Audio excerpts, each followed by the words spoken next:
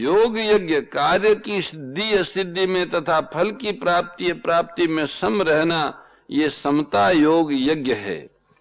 स्वाध्याय रूप ज्ञान यज्ञ, दूसरों के हित के लिए सत शास्त्रों का पठन पाठन नाम जप आदि करना, पढ़ना भी सुनाना भी सुनना भी नाम जप करना पर दूसरों के हित के लिए करना, इसका नाम स्वाध्याय रूप ज्ञान यज्ञ है।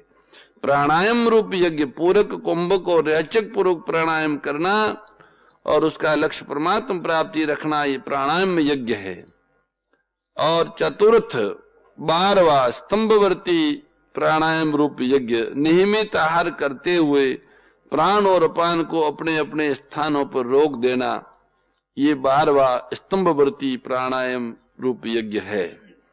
इन सब का तात्पर्य है कि हमारी मात्र क्रियाएं यज्ञ रूपी होनी चाहिए, तभी जीवन सफल होगा। तात्पर्य है कि हमें अपने लिए कुछ नहीं करना, क्रिया और पदार्थों के साथ हमारा कोई संबंध नहीं है, हमारा संबंध परमात्मा के साथ है।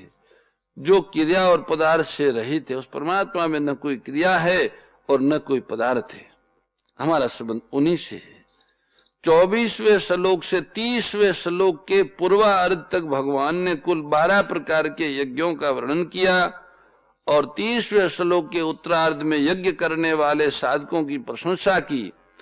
अब भगवान आगे के श्लोक में यज्ञ करने से होने वाले लाभ और न करने से होने वाली हानि बताते हैं। यज्ञ श्रेष्ठा अमृत भोजो यान्ति ब्रह्म सनातनम नायम लोको। हे श्री भगवान बोले, हे करुवंशियों में श्रेष्ठ अर्जुन, यज्ञ से बचे हुए अमृत का अनुभव करने वाले सनातन परब्रह्म परमात्मा को प्राप्त होते हैं। और यज्ञ न करने वाले मनुष्य के लिए ये लोग मनुष्य लोग भी दुखदायी हैं, अर्थात सुखदायी नहीं है। फिर परलोक में कैसे सुख हो सकता है? यज्ञ जो नहीं करता वो संसार में भी सुखी नहीं हो सकता। यज्ञ श्रेष्ठा अमृत भोजो यान्ति ब्रह्म सनातनम। यज्ञ करने से, निष्काम भाव पूर्वक दूसरों की सेवा करने से, दूसरों को सुख पहुंचाने से समता का अनुभव हो जाता है। समता का अनुभव होना ही यज्ञ श्रेष्ठा अमृत का अनुभव करना है। अमृता का अनुभव करने वाले सनातन परब्रह्म परमात्मा को प्राप्त हो जाते हैं। स्वरूप से मनुष्य अमर है।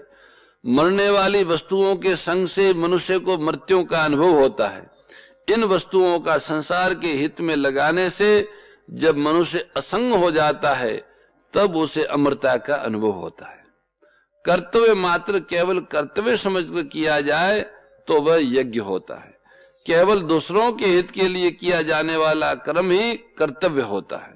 जो कर्म अपने लिए किया जाता है वो कर्तव्य नहीं होता, प्रत्युत कर्म मात्र होता है जिससे मनुष्य बंधता है। इसलिए यज्ञ में देना ही देना होता है, लेना केवल निर्वाह मात्र के लिए होता है। शरीर यज्ञ करने के लिए समर्थ रहे, इस दृष्टि से शरीर निर्वाह मात्र के लिए वस्तुओं का उपयोग करना भी यज्ञ के अंतर्गत ही है। मनुष्य शरीर यज्ञ के लिए ही है। उसे मान बढ़ाई सुख आराम आदि में लगाना बंधन कारक है। केवल यज्ञ के लिए कर्म करने से मनुष्य बंधन रहित हो जाता है और उसे सनातन परब्रह्म परमात्मा की प्राप्ति हो जाती है। जैसे तीसरे अध्याय के 8वें श्लोक में भगवान ने कहा कि कर्म न करने से तेरा शरीर निर्वाह भी सिद्ध नहीं होगा, ऐसे यहाँ कहते हैं कि यज्ञ न करने से तेरा ये लोक भी लाभदायक नहीं रहेगा। फिर परलोक का तो कहना ही क्या। केवल स्वार्थ भाव से कर्म करने से इस लोक में संघर्ष उत्पन्न होगा। जितनी भी लड़ाइयों है, जितने भी कलह है, वे स्वार्थ के कारण ही है। अगर स्वार्थ न रहे तो इस लोक में ही शांति का अनुभव हो सकता है। स्वार्थ रहित कर्म शांति प्रदान करने वाले हैं और स्वार्थ अर्थात कामना सहित कर्म अशांति उत्पन्न करने वाले हैं। अगर स्वार्थ परायण होके मानी यज्ञ के लिए नहीं अपने लिए कर्म करोगे तो सुख शांति भंग हो जाएगी यहाँ पर, तथा परलोक में कल्याण भी नहीं होगा। अपने स्वार्थ के लिए कर्म करने वाले के सभी दुश्मन बन जाते हैं और बड़ी भयंकर अशांति उत्पन्न होती चित्त में। ये आया वो चला जाएगा, नहीं मिला वो कैसे मिले, मिला हुआ है वो कैसे सुरक्षित रखें, ये सब चित्त में अशांति उत्पन्न करने वाले हैं।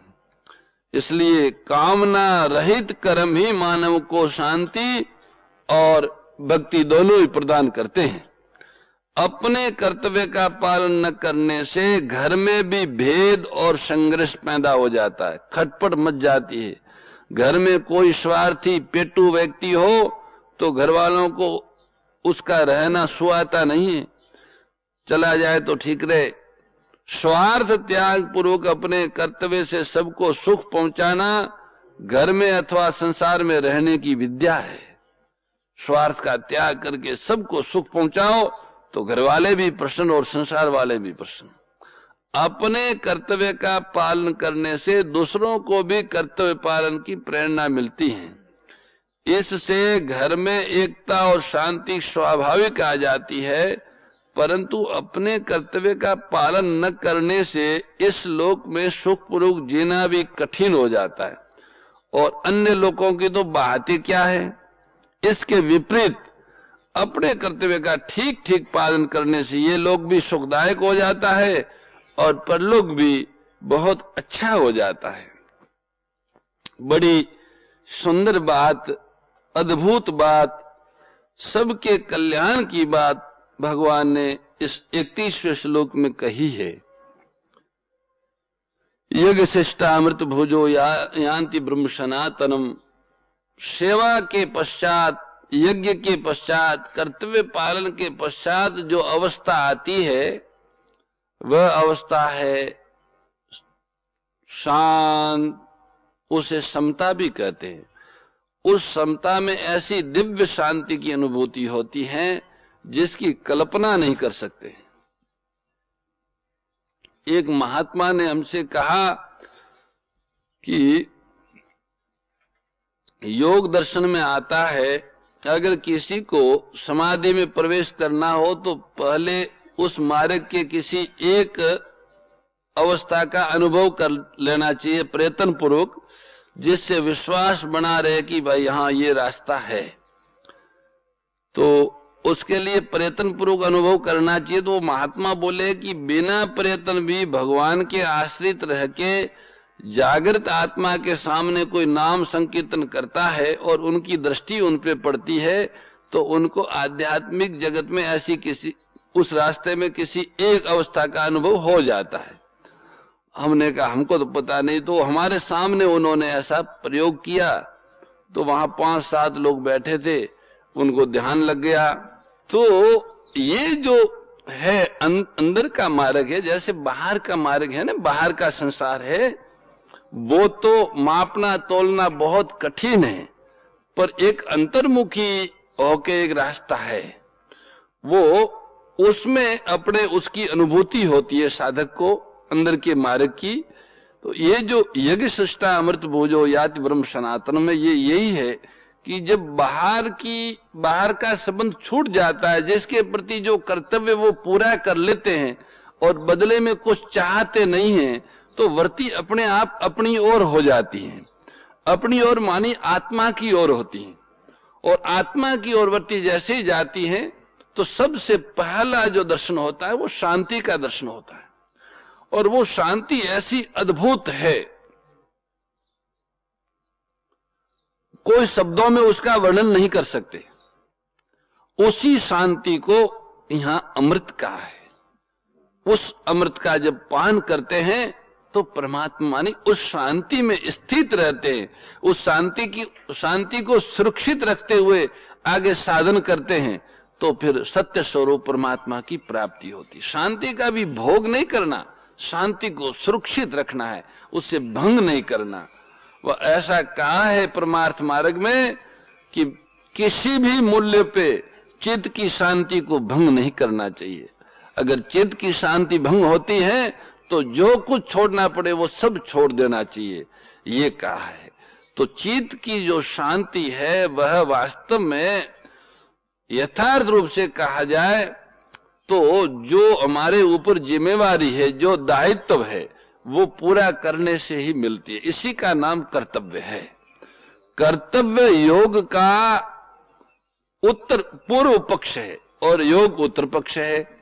जैसे ही कर्तव्य पालन हुआ, कार्य पूरा हुआ, अपनी जिम्मेवारी पूरी हुई, मानी कामना, ममता और आसक्ति रहित होके जो कर सकते थे, जो करना चाहिए, जो करने से किसी को हानि नहीं है, वो कर लिया और बदले में कुछ चाहा नहीं, तो तुरंत ही समता की प्राप्ति होती। ये अमृत है, ये सबके पास है। अब किसी भी काम से हो सकता है। आप ये मत समझो कि 50 साल तक कर्तव्य पालन करेंगे तब शांति मिलेगी। आप झाड़ू लगाओ, बढ़िया ढंग से लगा दो, और झाड़ू लगा के जैसे आपका बुआरी लगाने का काम पूरा हुआ तो आपको समता की प्राप्ति हो जाएगी। आप भोजन बनाओ, भोजन बनाने का काम पूरा हुआ, समता की प्राप्ति। निष्काम भाव से करो, कामना मत रखो, आसक्ति मत रखो, ममता मत रखो। ये तीन बातें, कामना, ममता और आसक्ति रहित होके अगर हम कोई कार्य करते हैं तो उस कार्य के अंत में चित्त को शांति मिलती है। चाहे वो भोजन करने का कार्य क्यों न हो, नहाने का कार्य क्यों न हो, अहमता, ममता, कामना और आसक्ति का जहर निकाल के किया गया कर्तव्य कर्म, किया गया सेवा, वो अमृत को, समता को देने वाले हैं। उससे समता की प्राप्ति होती है। इसलिए समता की प्राप्ति सभी को हो सकती है। भाइयों को, बहनों को, स्त्रियों को, पुरुषों को, बड़ों को, बुढ़ों को, बच्चों को, सबको, पढ़े लिखे अनपढ़ सबको समता की प्राप्ति हो सकती है। और समता अविनाशी चीज है। समता से बड़ा कोई अमृत नहीं है। आपने सुना होगा कि देवताओं ने ये भागवत रूपी अमृत मांगने के लिए परीक्षित जी से वो अमृत दिया था कि इससे सशरीर अमर हो जाओगे, हमें भागवत जी का अमृत दे दो। बोले नहीं नहीं, ये नहीं देंगे। ये भागवत जी का अमृत है, ये आत्मा की अमरता का अनुभव कराने वाला है, परमात्मा की अनुभूति का। भागवत का मतलब सब में भगवान देखना, सभी में भगवान है, इस भाव को स्वीकार करना ही भागवत सुनना पड़ना है। सब में भगवान है, ये बात नहीं मानी तो बोले जीवन भर भागवत सुनो और पढ़ो। ठीक है, जब तक सुनते हो और पढ़ते हो तब तक बुराई तो नहीं होती, बुराई से बच जाओगे। पर रूपांतरण तब होगा जब सब में प्रभु को देखेंगे, सब में भगवान है, इस भाव से अंदर से रूपांतरण हो जाएगा। तो समता की बात है। समता प्राप्ति करने के लिए जो आवश्यक कार्य है वो पूरा करना, अनावश्यक है उसका त्याग करना, और आवश्यक है पर पूरा नहीं कर सकते हैं उसे भगवान को अर्पित कर देना। ऐसा करने से समता की प्राप्ति हो जाती है। और समता की प्राप्ति जिसको हुई उसको परमात्मा की अनुभूति हो जाएगी। जो इस तरह से यज्ञ नहीं करते हैं, कर्तव्य पालन नहीं करते हैं और अहमता, ममता, कामना और आसक्ति से युक्त होके ही कर्म करते हैं, वे लोग न तो यहां सुखी हो सकते हैं न परलोक में सुखी हो सकते हैं। अगर इस्लोक और परलोक दोनों में ही सुख शांति का अनुभव करना है तो अहमता, ममता, कामना और आसक्ति रहित होकर कर्तव्य का पालन करें, तो इस्लोक में भी शांति और सुख है और परलोक में भी शांति और सुख है। इसी भावना के साथ आज की सत्चर्चा को यहाँ विराम देते हैं। राम श्री राम, राम श्री राम, राम श्री राम, राम श्री राम, राम श्री राम, राम श्री राम, राम श्री राम, राम श्री राम, राम श्री राम, राम श्री राम, राम श्री राम, राम श्री राम, राम श्री राम, राम श्री राम, राम श्री राम, राम श्री श्याम सुंदर भगवान की जय। राग द्वेष विदारिणी कारिणी मोद सदा ओ मैया कारिणी मोद सदा भव भय हारिणी तारिणी भव भय हारिणी तारिणी परमानंद प्रदा ओम जय भगवद्गीते आसुर भाव विनाशिनी नाशिनी तमरजनी ओ मैया नाशिनी तमरजनी दैवी सद्गुणदायिनी दैवी सद्गुणदायिनी हरि रसिका सजनी ओम जय भगवद्गीते